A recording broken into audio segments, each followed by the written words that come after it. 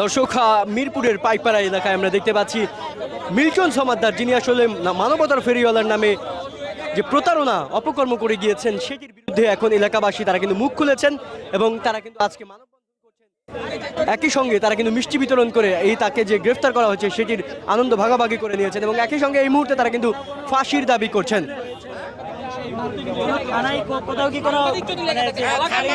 থানায় কিভাবে যাবো? থানা তো আমাদের কথা শুনে না, ওর কথা শুনে। ওর বউ বলে গোপালগঞ্জের লোক, গোপালগঞ্জের গরম দেখায়।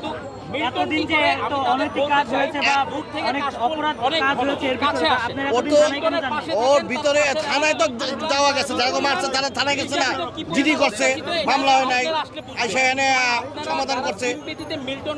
আপনি চিন্তা করেন ওর অফিসে ঢোকা যায় না। আমার একটা মেসেজ যে মিল্টন কি করে, মিল্টন যদি ড্রাগস না নিয়ে থাকে, একটা ছেলে তার সাথে 19 সাল থেকে ড্রাগস নিছে, সে নিজে স্বীকার করছে। একটা লোক কখন স্বীকার করে? যখন সে নানানভাবে অপদস্থ অপমানিত হয়। তার পরিবার যখন তারা ছেড়ে চলে গেছে, বাইদাবে আমরা জানতে পারছি মিল্টন ড্রাগস নেয়। কিভাবে নেয় সে নিজেই বলল, তখন আমরা জানতে পারলাম মিল্টন ড্রাগসের সাথে অ্যাডিক্টেড। সেটা নিয়ে এলাকায় একটা দ্বন্দ্ব তৈরি হয়, সামাজিকভাবে একটা গন্ডগোল তৈরি হয়।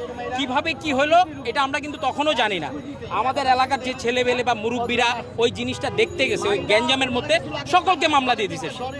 একটা লোকটাও মামলা ছাড়া দেয় না। ইভেন সে মামলা মীমাংসা করছে, পার পার্সন থেকে 30 থেকে 35, 40, 45 যার থেকে যেভাবে নেওয়া যায়।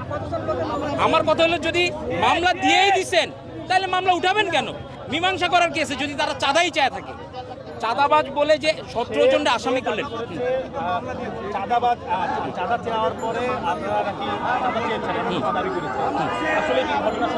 না, বৃদ্ধাশ্রম থেকে আমি একটু বলি, বৃদ্ধাশ্রম এমন একটা সিম্পেথির জায়গা। আমি যদি বলি আমার ঘর থেকে, আমার পরিবার থেকে কোনোদিন আমি টাকা চেতে যাব, যেখানে আমি আমার পরিবারে চালাই। বৃদ্ধাশ্রমে আমি আমার বাবা মার মতো শ্রদ্ধা করি, যারা বৃদ্ধাশ্রমে আমরা নিজেরাও ডোনেট করি, এলাকার সবাই। এই বৃদ্ধাশ্রম তো 14 সালের থেকে এইভাবে হয় নাই। মানুষের সিম্পেথি, মানুষের দেওয়া, মানুষের উপকার, মানুষের পাশে দাঁড়ানো থেকেই তো বৃদ্ধাশ্রম মিল্টন তৈরি হইল। তো মিল্টন যদি তৈরি হয়ে থাকে, মিল্টন কিভাবে তৈরি হলো সেটা তো এলাকার মানুষ জানে। আর এলাকার মানুষ চাঁদা চাইতে যাবে কেন তার কাছে? বৃদ্ধাশ্রমে নেওয়ার মতো কিছু নাই, দেওয়ার মতো আছে আমাদের কাছে।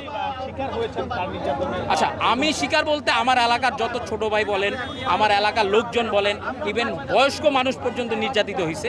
সেটা আমি মিল্টনের খুবই কাছের, আমি কাছ থেকে দেখছি। ওর কোনো প্রবলেম হলে সবার আগে আমাকে ফোন দিই, যে কোনো দরকারে, দাদা আমার এই প্রবলেমটা হয়েছে। বাট আমি 1 দিন 2 দিন 3 দিন পরে জানতে পারলাম, মানে 1টা 2টা 3টা ঘটনার পরে জানতে পারলাম হি ইজ এ রং। কারণ আপনার সাথে, বৃদ্ধাশ্রমে মানুষের সাথে কোনোদিন কারো গ্যাঞ্জাম হওয়ার কথা না, কারণ সে মানবতার ফেরিওয়ালা। ফেরিওয়ালার সাথে কেন মানুষের গ্যাঞ্জাম হবে? সে বরঞ্চ ত্যাগ করতেছে তারা, মানে সে যে মানুষের, মানে মানুষ যে তারা অপমান করবে বা গ্যাঞ্জাম করবে, ওইটার কোনো ইস্যু ছিল না। তো বৃদ্ধাশ্রমের ইস্যুটা চলে আসছে যখন তার দিন দিন মানুষের 3টা জিনিস লাগে, তার মধ্যে 3টাই লোভী। সে অর্থ লোভী, ক্ষমতা লোভী, আর তার মধ্যে আরেকটা জিনিস সবচেয়ে, মানে নিজের আধিপত্য।